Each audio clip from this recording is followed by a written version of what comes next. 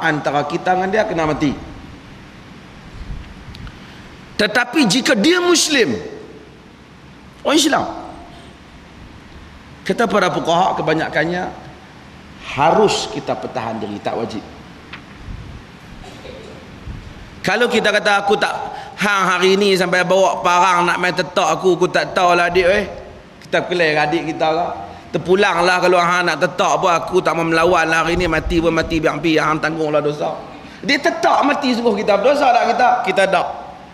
Pasal anak Adam, watlu alaihim naba abna Adam, bacalah kepada mereka cerita dua orang anak Adam, kan?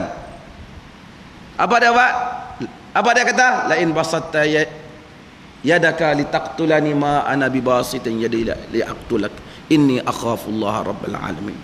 Jika engkau jatuhkan tanganmu untuk membunuhku, aku tidak akan menjatuhkan tanganku untuk membunuhmu. Sesungguhnya aku takut pada Tuhan semesta alam. Israiliyat kata namanya Qabil dan Habil. Quran tidak pernah menyebut nama dia. Quran kata dua orang ibna Adam, dua orang anak Adam. Kata orang Yahudi namanya Qabil dan Habil. Nabi kita tak pernah sebut nama dia. Kita tak mau sebut lah.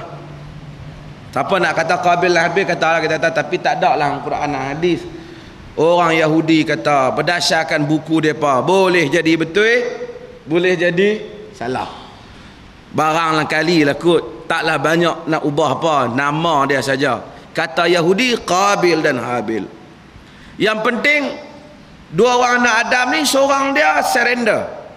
Hang nak bunuh aku hari ni, hang bunuhlah, aku tak mau bunuh hang. Aku nak supaya dosa aku dan dosa hang dicampur dan hang termasuk di kalangan orang-orang yang rugi. Siapa lagi yang buat benda yang sama? Uthman bin Affan. Sayyidina Uthman ketika orang kepung rumah dia masa zaman pemerintahan dia disebabkan fitnah. Fitnah. Sayyidina Uthman ni dia tak buat apa. Fitnah.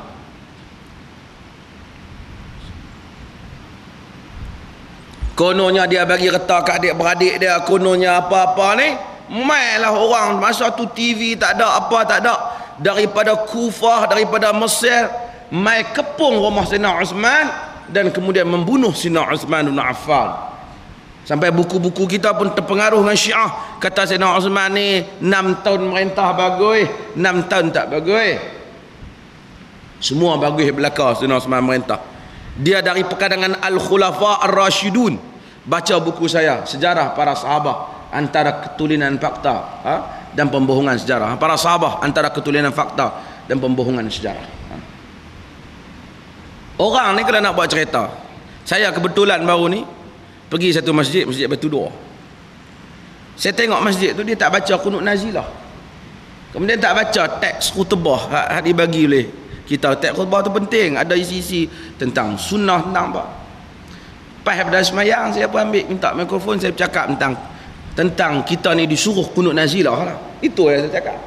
Lepas tu sembang untuk imam, siapa tak baca teks khutbah hak kita yang tu ya. Dia dibuat cerita pihak abang, dia kata mufti mai tampak tu imam tu. Cerita pergi mana? Pergi ke Perak. Sana ada bola tanggung nak ambil. Sasa orang Perak telefon. Tak elok. Saya kata berdahem pun masuk surat abang kalau saya sepak muka depan kan dah.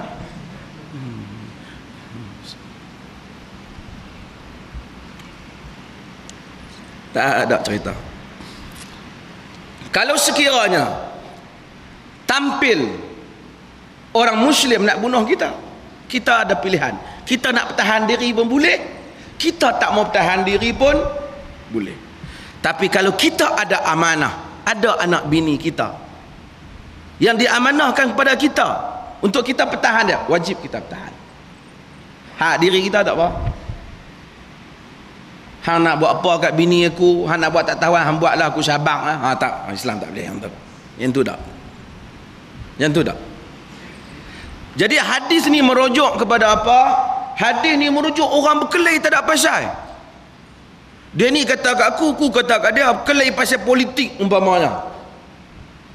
Hang politik ni, aku politik ni, berkelahi pasal benda tu boleh diselesai dengan berhujah ya.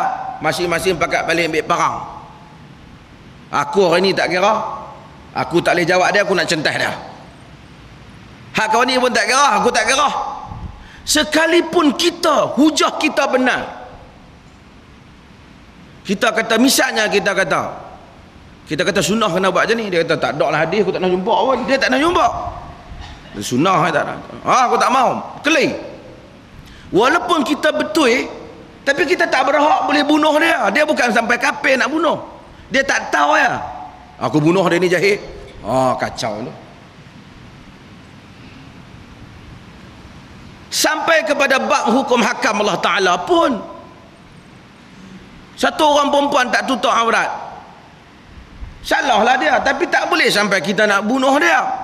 Kalau kita nak bunuh dia, dia pun geram nak bunuh kita juga. Pasal kes orang tak pakai tudung, dua-dua mati masuk neraka.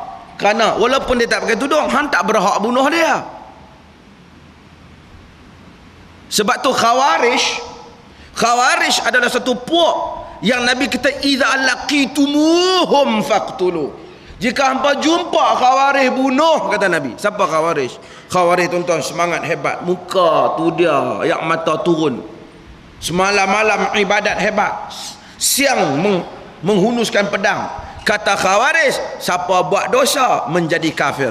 Buat dosa jadi kafir. Artinya puak-puak Khawarij tak buat dosa. Pasal dia kata buat dosa jadi kafir. Dia membunuh sesiapa yang dia anggap buat dosa. Dia membunuh, memerangi tentera Ali, dia memerangi tentera Muawiyah, dia memerangi Amr bin As, kerana dia kata, wa man lam yahkum bima anzalallah fa ulaika humul kafirun. Siapa yang tak hukum dengan hukum Allah, mereka orang kafir.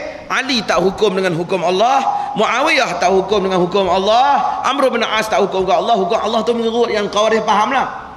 Maka dia perang. Nabi kata, kalau kamu jumpa Khawarij, kamu bunuh dia. Patut